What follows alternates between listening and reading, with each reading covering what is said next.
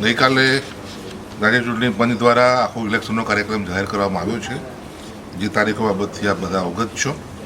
6 તારીખે જાહેરનામું બહાર પડશે, એટલે કે ફોર્મ ભરવાનું ચાલુ થશે. 11 તારીખ લાસ્ટ ડેટ છે. 13 તારીખે ચકાસણી કરવાનું આખરી તારીખ છે. પરત લેવા માટે 15/4, મતદાન જે છે 26/4 અને મતગણતરી જે છે 28/4.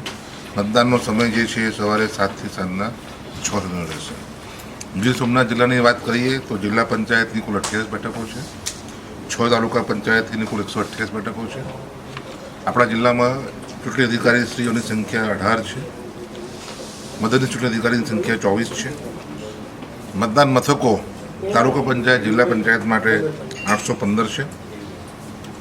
ઝોનલ ઓફિસરશ્રીઓ 94 છે. મદદની ઝોનલ ઓફિસર 94 છે. ટ્રેનિંગ આપવા માટે આપણે માસ્ટર ટ્રેનર્સ તૈયાર કર્યા છે, તે સંખ્યા 76 છે. પોલિંગ સ્ટાફ જે સૌથી અગત્યની બાબત હોય છે તે 4485નો ડેટાબેઝ અમારો ઓલરેડી તૈયાર થઈ ગયેલો છે. રિસીવિંગ ડિસ્પેચિંગ સેન્ટર તમામ તાલુકા પંચાયત જિલ્લા પંચાયતની બેઠકો માટે નક્કી થઈ ગયેલા છે. નગરપાલિકાની વાત કરીએ તો કુલ 4 નગરપાલિકામાં આપણે ચૂંટણી કરવા જઈ રહ્યા છીએ. કોડીનારમાં ગત વર્ષે થયેલી છે, એટલે કોડીનાર સિવાયની 4 નગરપાલિકા વેરાવળ પાટણ, તલાલા, સુત્રાપાડા અને ઉના. કુલ બેઠકો કુલ વોર્ડ છે 32 છે અને દરેક વોર્ડમાં આપણે 4 ઉમેદવારને ચૂંટણી કરતા હોઈએ છીએ, એટલે કુલ 128 નગરસેવકો આપણને મળશે. ચૂંટણી અધિકારીની સંખ્યા જે છે 4 છે.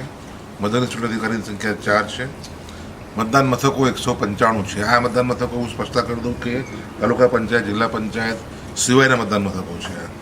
ઝોનલ ઓફિસર શ્રી 22 છે. મદદની ઝોનલ ઓફિસર શ્રી 22 છે.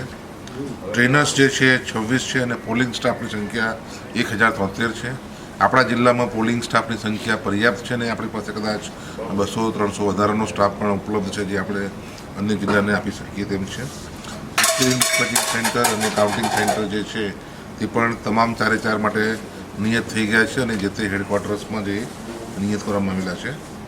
મતદારોની વાત કરીએ તો તાલુકા પંચાયત જિલ્લા પંચાયતમાં જિલ્લામાં કુલ 3,65,327 પુરુષ મતદારો છે. 3,36,657 સ્ત્રી મતદારો છે.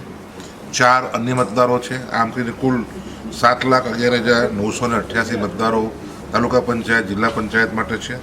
નગરપાલિકા માટે વાત કરું તો કુલ 1,05,570 પુરુષ મતદારો છે. 1,01,334 સ્ત્રી મતદારો છે અને 4 અન્ય.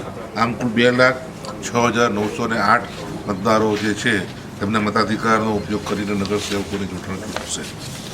મતદાન મથકો ઉપર પર્યાપ્ત સુવિધા પૂરી પાડવામાં આવશે. પાયાની તમામ સુવિધા પૂરી પાડવામાં આવશે.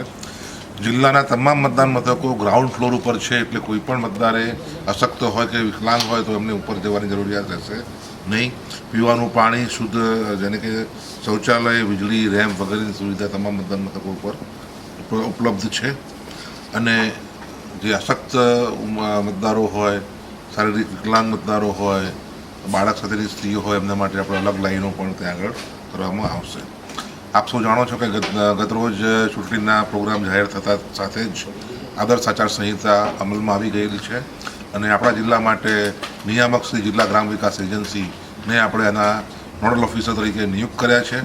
આ સંબંધે કોઈપણ નાગરિકને, કોઈપણ મતદારને ફરિયાદ હોય કે અહીંયા આચારસંહિતાનો ભંગ થઈ રહ્યો છે તો એના માટે કંટ્રોલ રૂમ ચાલુ કરી દેવામાં આવ્યો છે અને એનો નિયંત્રણ જે નંબર છે એ 02876 28 52 51.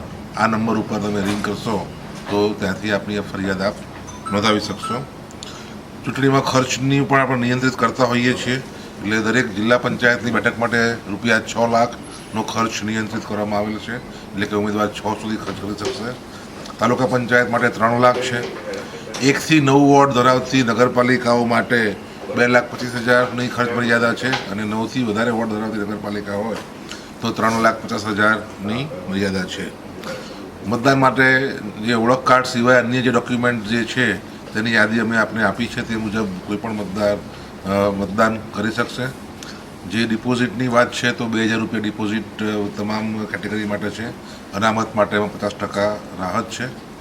કાયદો વ્યવસ્થા જળવી રહે એ માટે મેં અલગ અલગ 13 જેટલા જાહેરનામા બહાર પાડ્યા છે, જેથી કરીને શુદ્ધ વાતાવરણમાં, ન્યાયી વાતાવરણમાં, નિર્ભય વાતાવરણમાં મતદાન થાય અને કોઈપણ પ્રકારની કાયદો વ્યવસ્થાનો પ્રશ્ન ઉપસ્થિત ના થાય તે માટે અમે 13 અલગ અલગ પ્રકારના જાહેરનામા બહાર પાડીને કાયદો વ્યવસ્થા નિયંત્રિત કરવાનો પ્રયત્ન કરીએ.